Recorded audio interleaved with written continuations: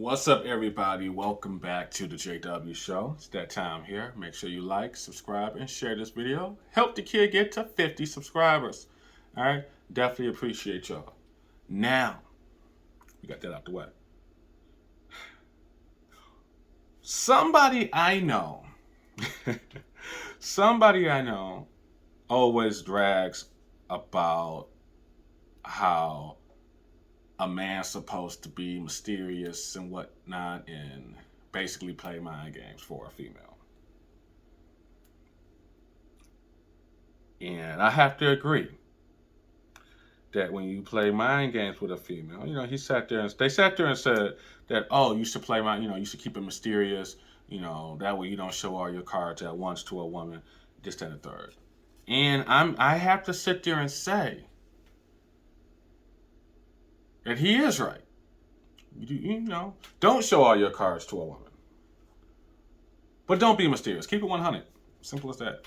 I led in with that one because it brings up the question of the guy code and the girl code. Now, let's say, for instance, you're in a relationship or you're talking to somebody. And during their talking stage, you're discovering things, but it's not really working out. It's not really working out, and you're like, well, but they have a sibling. Let's say they have a sibling or a cousin or whatever, some family member.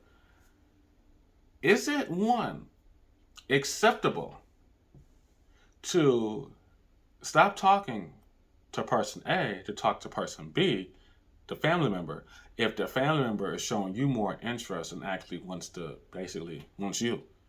Is that acceptable?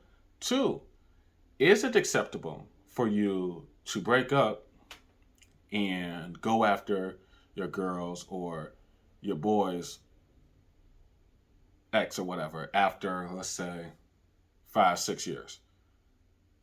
That's two. Three, is it acceptable to, it's going to be a good one. Is it acceptable, or is it acceptable for you to be in a relationship, married or unmarried, and discover that your partner basically did some things that you wouldn't tolerate? Those three questions right there. Answer. Think about those three questions for a second. Think about them. Okay.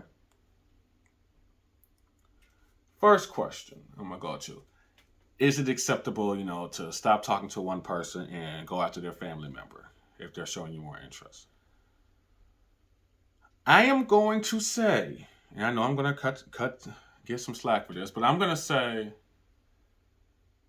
it depends on how long you guys have been talking. If you guys have been talking, for like a month or whatever, and nothing sexual has happened, it's just, you're getting the cold shoulder. It's inconsistencies constantly. In that instance, it's okay. It's not okay, but it's okay. And take that with how you will. Like, by all means, see what's what. Because I say that because if you're talking for like a month and a half, nothing's happening, you're getting inconsistencies, but the other person is showing you an interest, see where it's going to lead. Break it up. Stop talking to the other person. Say, hey, it's too many. Explain your reasoning why, for one. And then, hey, either get the other person some time to see what's what, or be smart about it like I would and not do it. So, like I said, it's not okay to do it. It's not okay to do it. But if it's it depends on the timing. Certain timing, if it's less than like 2 months, and there's inconsistencies and there's nothing sexual happening between y'all, and you decided mess with the person in the family who's showing you more interest, use your common sense, see what's what. Okay? Question 2. Is it okay to go after, like, date, smash, get in a relationship with your boy's ex-girlfriend or your girl's ex-boyfriend after, like, let's say it's been 5 years since they broke up or whatever, and they've moved on, and boom. The answer to that question is no. because I would say me personally, I value, I value my inner circle. I value them.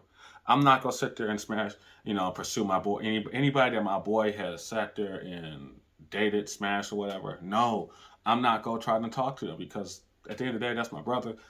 It's that guy. It's the guy code. We're not gonna do that. You know, and I can say that there was a girl that I was kind of talking to and whatnot, and I had my fun with her. Well, I had a party at my house, and she was talking to him, and he kind of shut her down because he knew that was mine, and I was kind of messing around with her. But after that, a couple months later, he asked me, he was like, "Hey, what's up with you and such and such?" She hit me up one day, and I told him flat out, "Hey, do your thing, bro. I had my fun with her. It's your turn." In that case, cool. If that's just one of those, if it's just a fling, whatever, hey, that's cool. Talk it over with your boy or your girl, and hey, have at it. But if it's somebody that they in a relationship with and whatnot, nah, that's us off limits because it's the guy code. Ladies, same thing.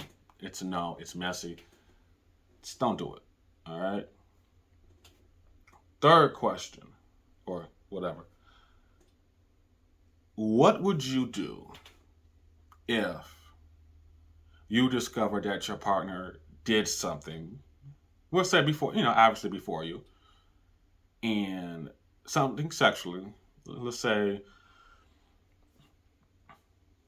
the last relationship before you, but they didn't disclose it to you, okay? To paint the picture, let's say, for instance,